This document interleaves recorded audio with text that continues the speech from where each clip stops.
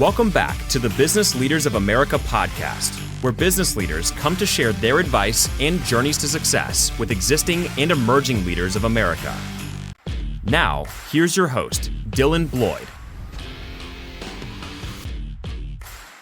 Hello, everyone, and welcome back to the Business Leaders of America podcast. Today, I'm joined by Jim McCann, the founder and chairman of 1-800-Flowers.com, Inc., a pioneering entrepreneur, public speaker, philanthropist, and author. Jim built 1-800-Flowers from a single Manhattan flower shop into one of the world's leading floral and gift companies, creating one of the most recognizable brands in the country. Over the years, he's grown the business through innovation, acquisitions, and early adoption of e-commerce, all while maintaining a focus on helping people connect and celebrate life's moments.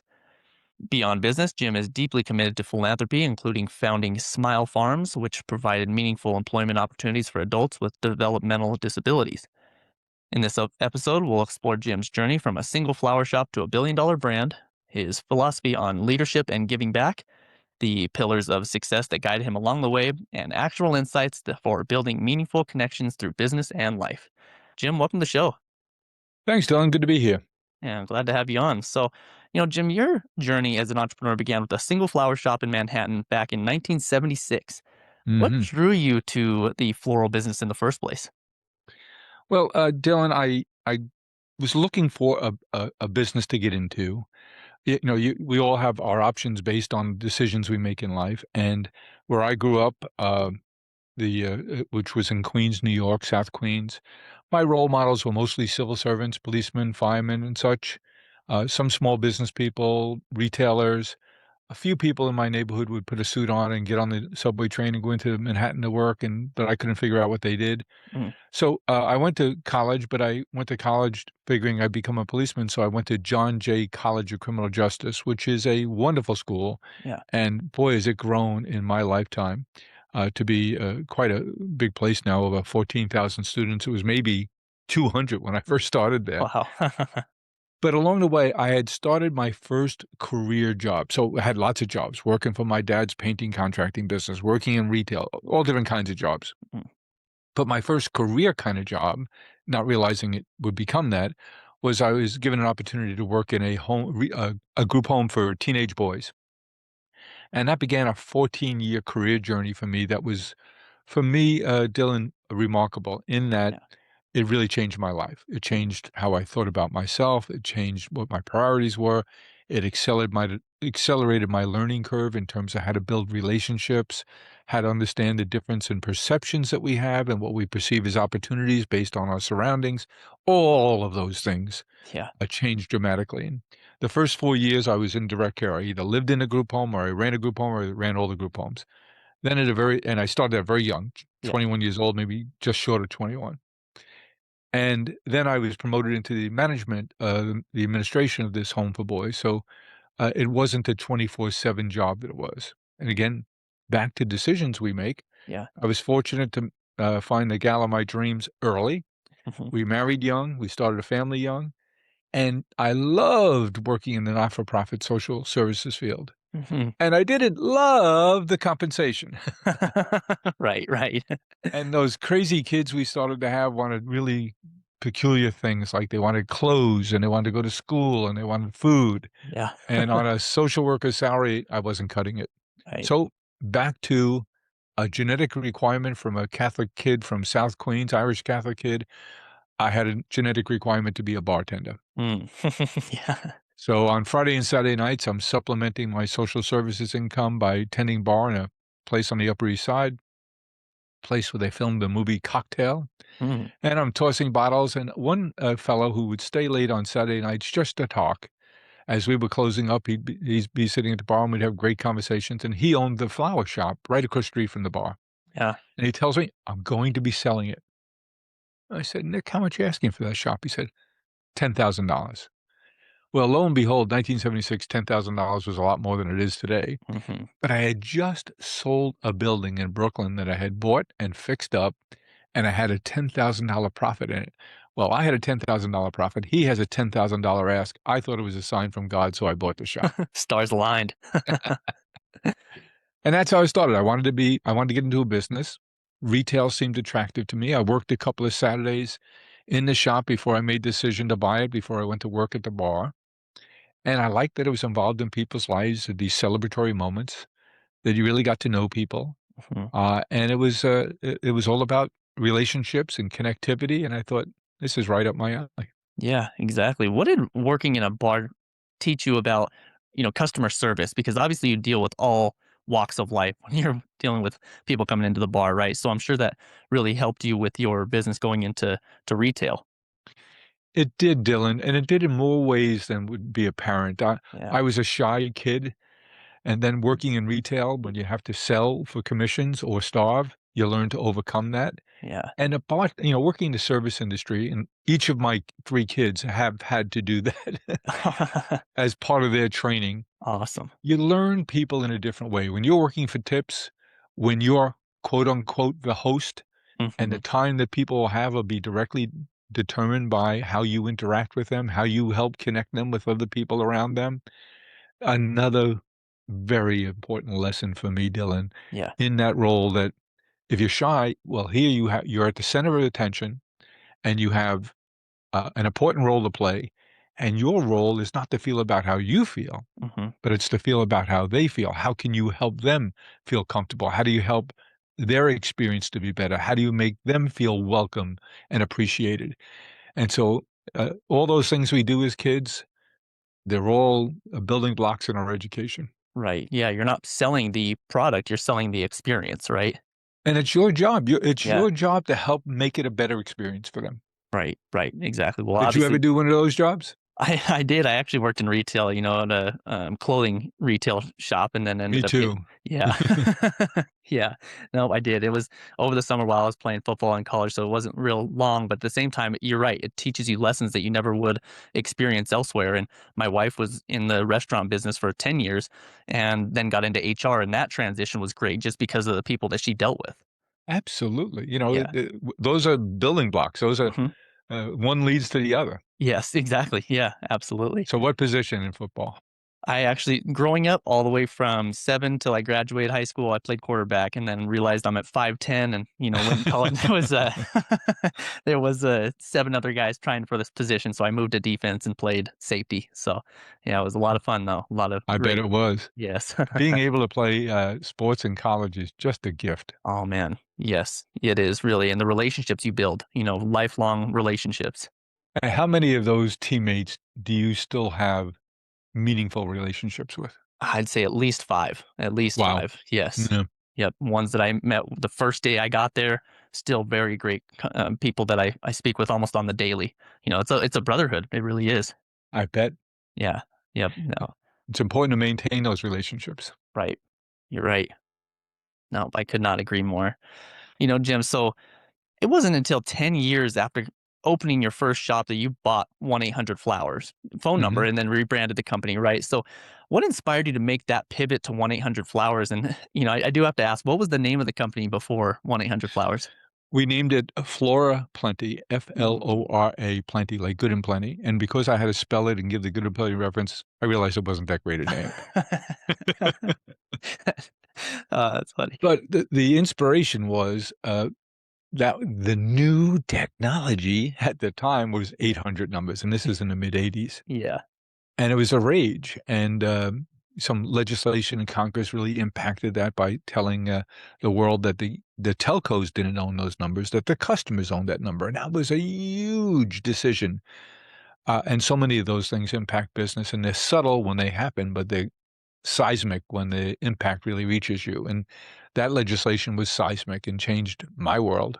Mhm. Um, what happened was I just kept opening flower shops, and now I had a whole lot of flower shops after 10 years, and by the way, I kept my full-time job at St. John's Home Wow. and worked every other hour Yeah, I on my bet. flower business, but now it was a substantial size, and I realized I'd just made a terrible mistake, Mhm. and the mistake was, that I wanted to grow something like maybe the McDonald's of the flower business. Yeah, But there was zero economy of scale in opening up multiple flower shops. In fact, it stretched me too thin yeah, in terms of family that I could get to help me out at yeah. holidays and just managing it and being able to get the right talent in a person.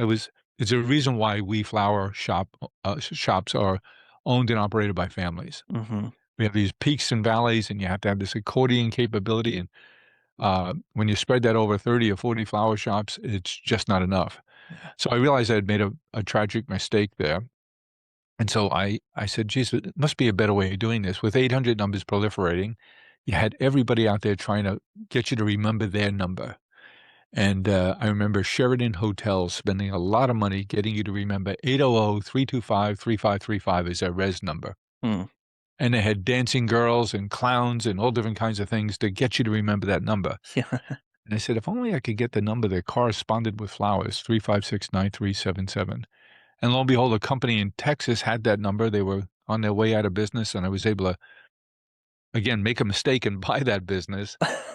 But but in the long run, getting that number changed everything for us.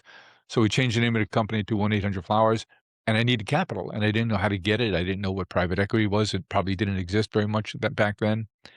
I didn't know how to finance things. I just knew you go to a bank, you get a line of credit, and you grow and you bootstrap. And so my lack of intelligence or knowledge caused me to say, well, the best way to get capital is to sell these flower shops. So I became a franchisor unwittingly by Mm. selling these flower shops to families that could run them better. And indeed they did. And I had already rebranded them 1-800-Flowers. So, and then all of a sudden other people wanted to buy them and I ran out of shops. So we opened de novo. Yeah. But the mistake was I said I made a big mistake in buying that company because here I am, a 30-something-year-old from South Queens without business education or really anyone to learn from around me.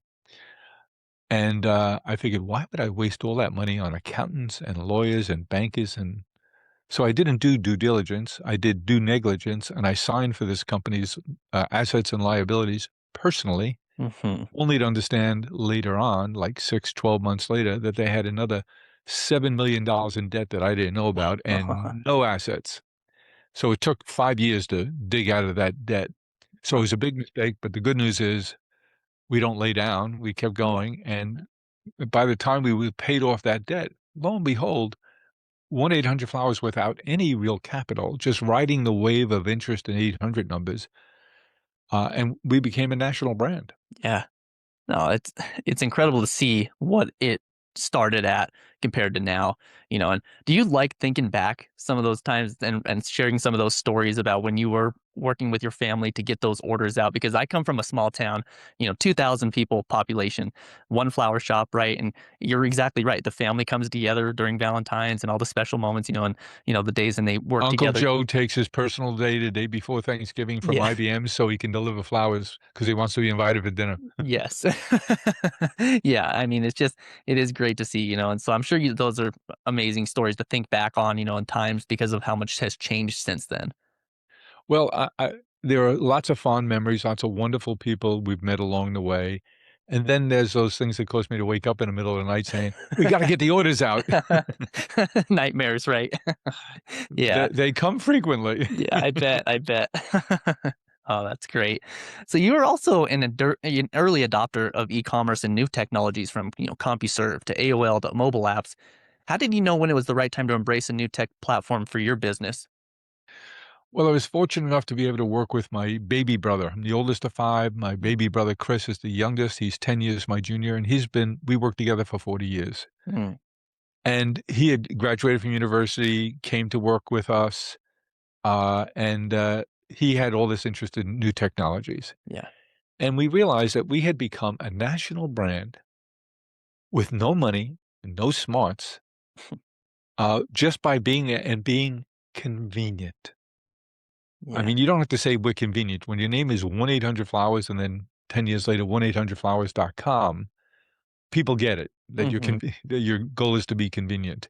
Yeah. One of my friends and heroes is a fellow by the name of Bob Pittman, he ran AOL at that time with Steve Case and Ted Leonsis.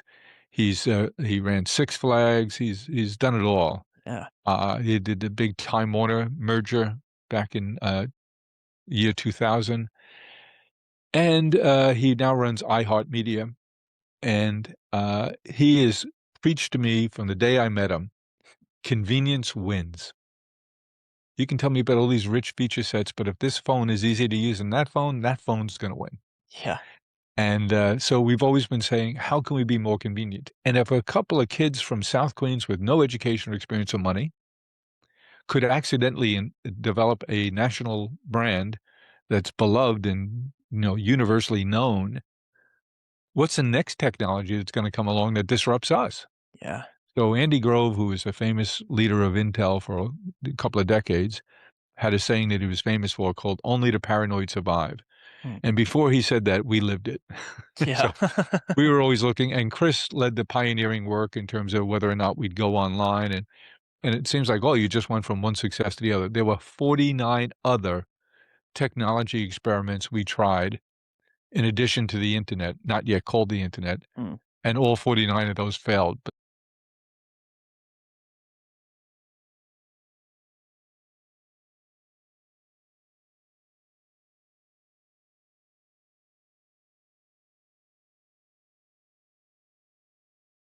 So, Jim, over the years, you've expanded through acquisitions, new ventures.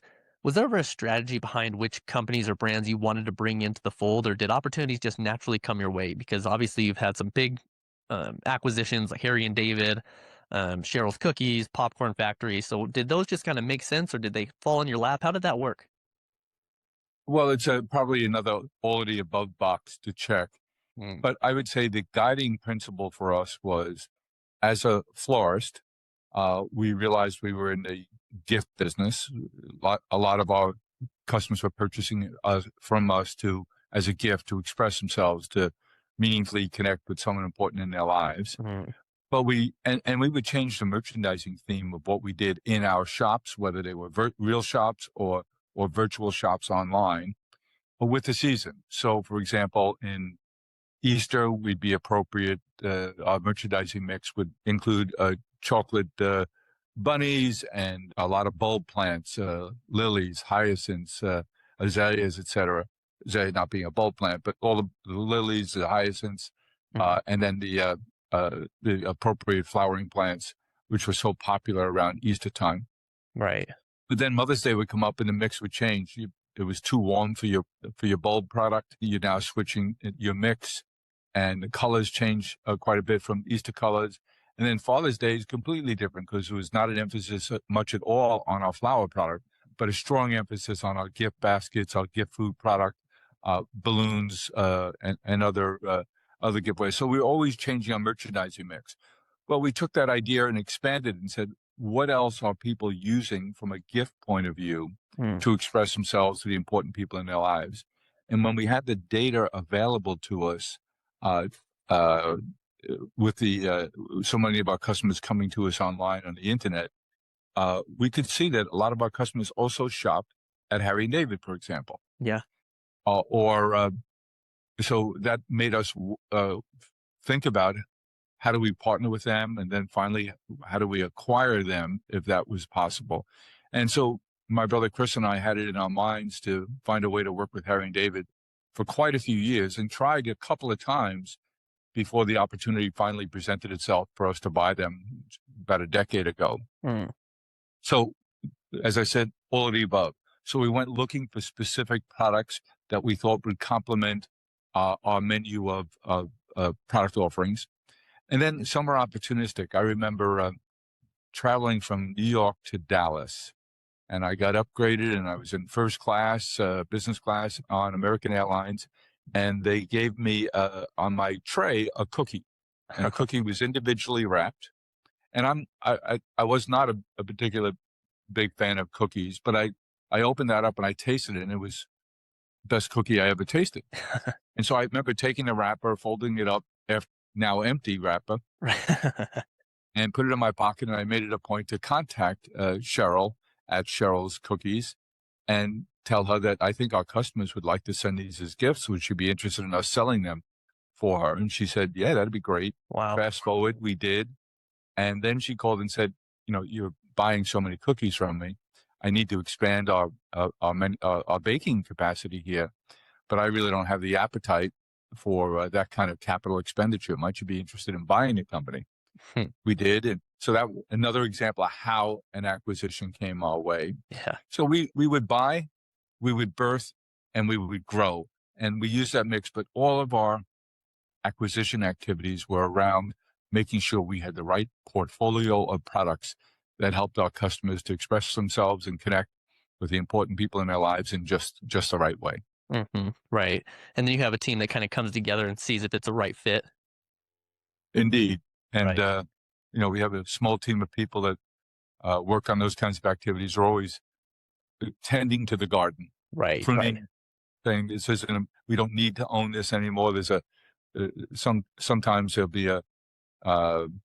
when we bought Harry and David, it had a great popcorn capability. So always, because I have a product called Moose Munch, which is terrific. Mhm. So we had two popcorn companies under the same umbrella. So always looking to say, are they distinct enough? Can we optimize the manufacturing distribution? So we're always tending to the garden. Right, right. No, I love that.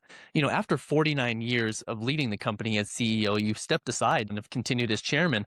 Was that a difficult transition for you? And how do you know was the right time? Because after that long and having the same responsibilities, obviously now I feel like you could probably step back and focus on the things that you want to work on. But at the same time, was that difficult to kind of loosen the reins and let somebody take over? No. No. Just to clarify, I stepped down 10 years ago. Oh, And okay. I stepped down because I had a younger brother we had worked together for 40 years, and he was ready and it was his time, and he took over. I became the chair, so he ran the company and I focused on our future activities, some M&A stuff. So still worked full time, but with a different portfolio of responsibilities. Unfortunately, he got sick Mm, and had to step down a few years ago, and I only came back on an interim basis to find our successor. And as soon as I did that, I re-stepped down. So it wasn't hard for me to do it all. I knew the right. company needed a different set of skills. Times are different. The pace is quickening. Technology is evolving very, very fast. And these new AI technologies of all different kinds are the biggest technological evolution/revolution that we've ever seen. And we've been through 5 of them. This is now the 6th wave of change in our company, Yeah. from retail store to stores, to the 800 number, to the internet, to mobile, to social, to conversational commerce, now to engagement relationships, and all things AI. So I knew we needed a leader who could rethink the company's organizational construct, make sure we were properly positioned for the future, because I think, frankly, the future for us has never been brighter, hmm but the time to get there and to execute has never been more demanding. So it wasn't hard to step down, and I think we picked a good leader and a good team to lead our company into really exciting opportunities down the road. Yeah, exactly. And that kind of leads right into what I wanted to ask you about this, because again, 50 years is hard to be, that's to sustain that long of Just to be that success. old. Right, exactly. To sustain, the business that long and have that type of success. In your book, Lodestar, you outline a few, I think it's 10 timeless pillars of success, right? So could you speak about a few of those pillars that have really stood the test of time in your journey building 1-800-Flowers? Well, yes, it's been a long time, and I think one of the things that I learned from my co-author, who's a brilliant man named Dr. George Everly, a renowned psychologist, just an amazing, amazing man, and a man who had to fight through some challenges. Mm, He's extremely dyslexic, undiagnosed until he got to college, wow. high on the spectrum for ADHD. Mm, He learned to rewire his own brain, to work around his challenges, to make them. So here's a man who barely got out of high school and has several PhDs and has taught at the highest levels of academia, both at Harvard and at Johns Hopkins. And he's just an extraordinary guy. So he is a living example of a term that he really defined for me, which is the term neuroplasticity. mm, That is, our brains have the ability to change and rewire themselves. But it doesn't happen. It can happen accidentally, but it doesn't have to be accidentally. You can be deliberate about it. So what I learned from him and what I see is we as individuals can change if we're intentional about it and we build the right habits and foundations. And that's exactly what we're trying to do at 1-800-Flowers today, Dylan, is we're trying to apply the ideas of neuroplasticity to how we do things, embracing new technologies, understanding that change is inevitable. And we'll always have a North Star. And the North Star for us is we're not in the product business. We have products, but we're in the relationship business. And what products or services can we bring to our consumer to help them to have more and better relationships? So as we look at AI, I say it has two things about it. One is the things we can all understand, efficiencies. You can do your financials more efficiently. You can do your legal work more efficiently. You can do your HR work more efficiently using AI tools. That's understandable. Yeah. But what really gets us excited after we become as efficient as we can be, how do we amp up our engagement activities? How do we ramp up our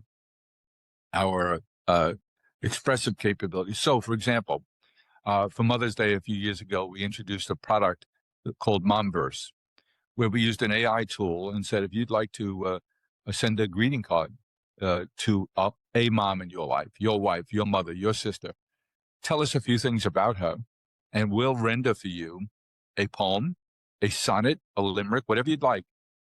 And I would tell you that I am not the most expressive, emotional person that you've ever met.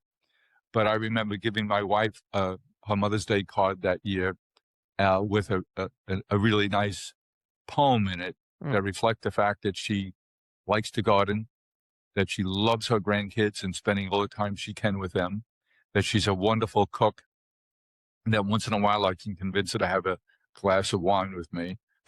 And when those ideas were reflected in the poem that was on the inside of that card with the right image generated by AI at my request on the card, I realized I touched her. Right. And I used an AI tool to do that, but I had to think about it, and I had to give it the clues and the materials, but then it helped me to be expressive.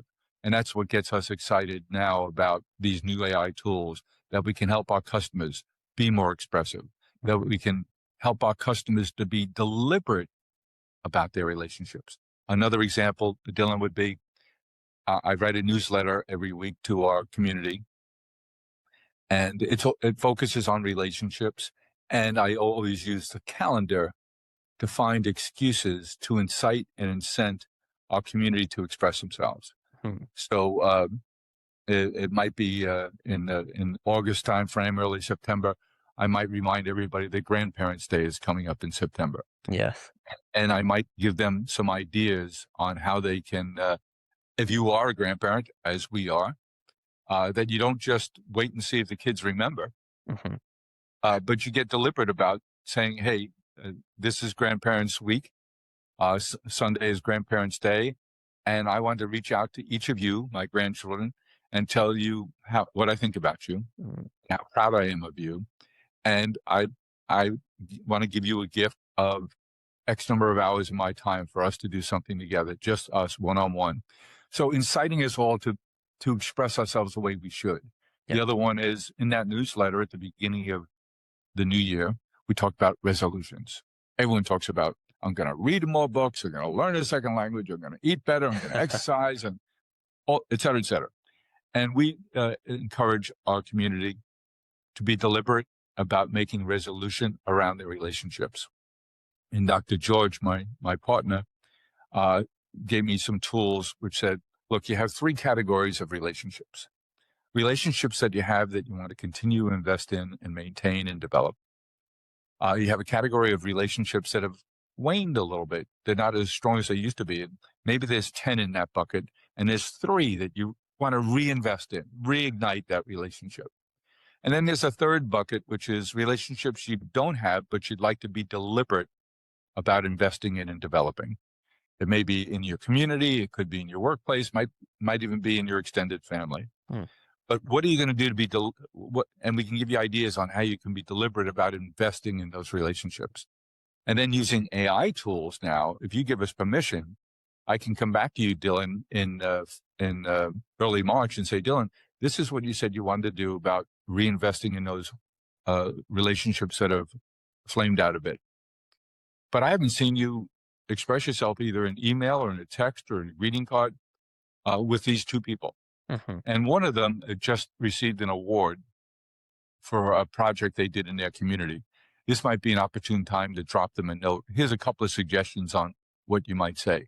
Now you're using AI tools to help people have more and better relationships, to follow through on their intent.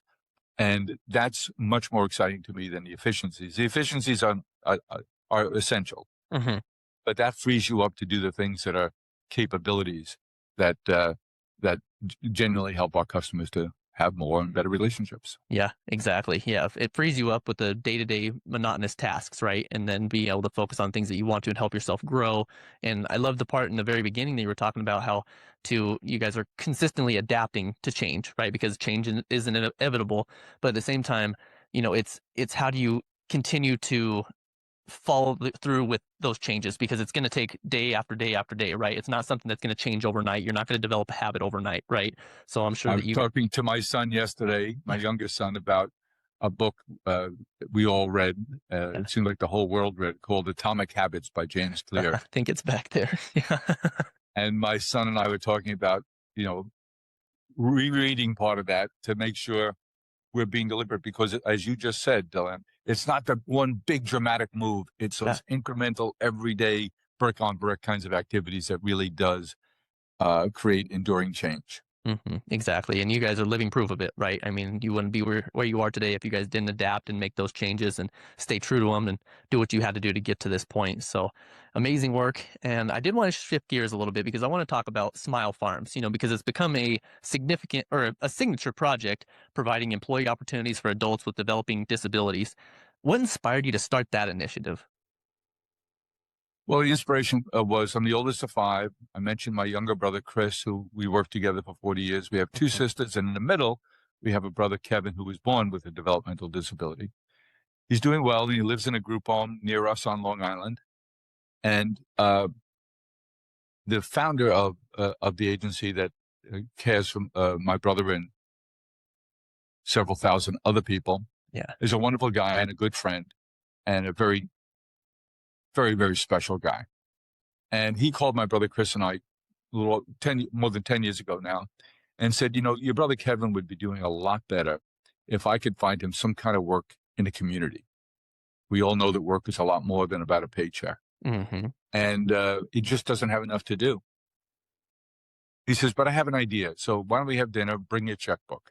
And that was the genesis for the creation of Smile Farms, where we bought a property that had been an abandoned garden center, had some greenhouses on it. We fixed them up, and we created work opportunities for 36 people, including my brother Kevin, who didn't have anything else to do. They're adults, they've aged out of school programs, and they worked planting and growing plants and food products that we sell at retail and wholesale.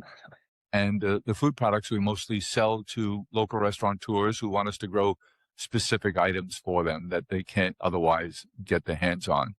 One restaurateur, a terrific restaurant on Long Island in the Hamptons called Cowfish, and another one called Rumba. And they said, could you grow us some spaghetti squash? Our chef has a recipe, and indeed we did. And they created a special menu item where we have at the end of last year, using the spaghetti squash. Well, it was delicious, and we had such a success with it that we're struggling to keep up with the demand. We're planting more and more product all the time. So we've expanded it. We have a dozen or more campuses working with agencies who take care of people with developmental disabilities. We have nearly 500 people engaged in those growing activities. And these are people who would not have had work otherwise, who their parents, their families now have an invested interest in helping to develop our program because their loved ones now have something to do. Mm-hmm. And they now earn a paycheck, and they now have social interaction, and they have a reason to get up in the morning, and they're productive and effective citizens and contributing to their communities. And like I say, yes, they get a paycheck, but it's a whole lot more than about a paycheck. Yes, exactly. No, How amazing is that? The things that you guys are doing to give back and assist people in more than just, saying, here's some money, here's, a paycheck to take care of your philanthropic initiative. You guys are actually going out and making changes. And I love that so much. And it's had an unbelievably positive impact beyond the obvious for us, Dylan. And Yeah. I didn't properly appreciate what would happen. But from a family point of view, I'm thrilled to see that my kids are all active. My brother's kids, my sister's kids are all active in helping support Smile Farms. It's a not-for-profit. We have to raise monies. 1-800-Flowers is very generous to Smile Farms. Our customers are, our employees are, and our family's involved. And now there's another generation. We have 7 grandkids, and my Wow. sisters and brother all have grandkids, and they're all involved too. And it's so nice to see the next generation stepping up and saying, hey, we're part of something bigger, and we've been blessed, and we have responsibilities. So to see my granddaughters begging to get out of school early to go help with a golf tournament or a dinner that we're running as a fundraiser really makes me proud and happy. And to see the team members at 1-800-Flowers, who everyone said, well, these young generations are all about themselves. It's nonsense. Right. And they take time off to help all the time. For our big gala in November that we do in New York City, we had 40 or 50 people volunteer to come do registrations and sell tickets. And it's just wonderful to see these young people giving of themselves. And it's had a big cultural benefit in the company. Right. Yeah, I don't know if it's necessarily a generational thing where it drops off. It's more so just that if it wasn't, sometimes it feels like when the next generation isn't the one who starts that, sometimes it can fall off. But you guys raised them right. Obviously, you raised your kids right, raised your grandchildren right, and they're doing amazing things also. I don't know if we can take credit for that, but I can assure you we're pleased with the people that they are. Right. Absolutely. The challenge, though, Dylan, is Yeah. the need is immense. There are I don't go a week without running into a family that says, I have a son, I have a niece, I have a nephew who's aging out, and they're at home on a couch with nothing to do. And those are the lucky ones who have a place to go, have a family who can care for them. There is an immense need. So we're always anxious and challenged by we need to do more, bigger, faster. Yeah, exactly. Is there an opportunity for anyone who's listening, if they want to expand, like maybe in a different state that you guys might not be already involved in? Is there an opportunity for them to reach out somewhere to take part in that?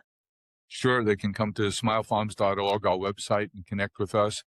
What we're doing is we're following the 1-800-Flowers company's footprint. So wherever we have facilities and people, we try and lever that and the local relationships to create Smile Farms work opportunities for people. But yes, and we've now recently come across several organizations who say, hey, you have some expertise here that we'd like to tap into to serve our communities better. So it's just heartwarming to see how many people want to do something that helps other people and how hard they're willing to work to make a difference. Right. Absolutely. Yeah. So anybody listening, please make sure you guys check that out. And like you said, it's very needed. We need to have as many of those type of opportunities out there for people as possible. So again, if you guys are interested, please make sure you guys check that out. Jim, as we close this out, I really want to talk this last thing. This year marks 50 years, as you opened your first flower shop. I believe it's April 1st, right? Is the anniversary of the 50 years? Kind of appropriate to open up a flower shop on April 1st. It's my wife's birthday. It's perfect, And what nickname do you have for her? Yeah, she actually came in from Mexico. So when the first time she heard April Fool's, she had no idea why people were joking with her on her birthday. So do you guys have any plans to, celebrate these milestones? And what does that actually mean to you personally and professionally to hit 50 years? Well, obviously I started as a very young person. And what it means to us is the company's very, very different than it was 50 years ago. Yeah. And I think we're all different for it. I don't know how many tens of thousands of people who have contributed to our success working on our team over the years. It's adaptability and being able to tap into the skills of people around us to help us to iterate and to change and adapt and to serve it. The thing that's been constant throughout that 50 years, Dylan, is no matter what the technologies we use, we have a burning need in each of us for relationship. Yeah. Whether it's among our team members at the company, but most especially we have in mind, it's among our community of customers. No matter what the technology, no matter what else is happening in the world, we crave for and yearn for and seek out social intimacy, whether it's a deep relationship like you would have with a spouse, the relationship you have with children or other relatives, or it's a knowing wave to the barista that you see on a regular basis, always has a warm smile on their face. We yearn for and seek that out. That's the only constant for the 50 years.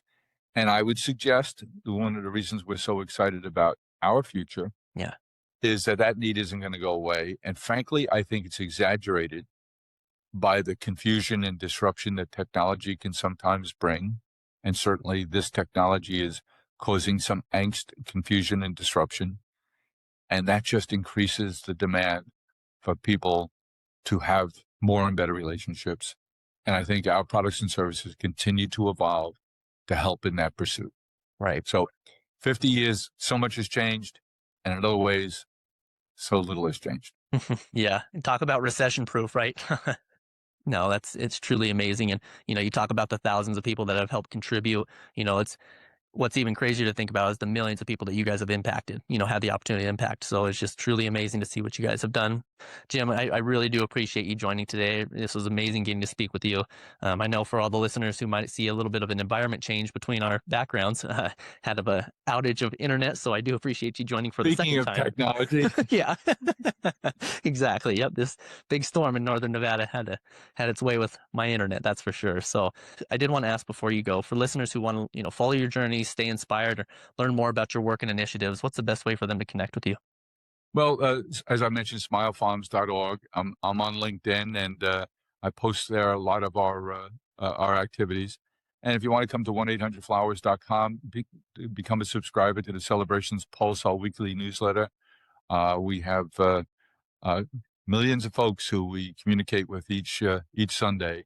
And what I especially enjoy about that, Dylan, is it's much more now a two-way communication, because our community is interested and active in engaging with us and sharing stories and telling us their ideas and thoughts. And it's genuinely become a community. It's kind of inspiring.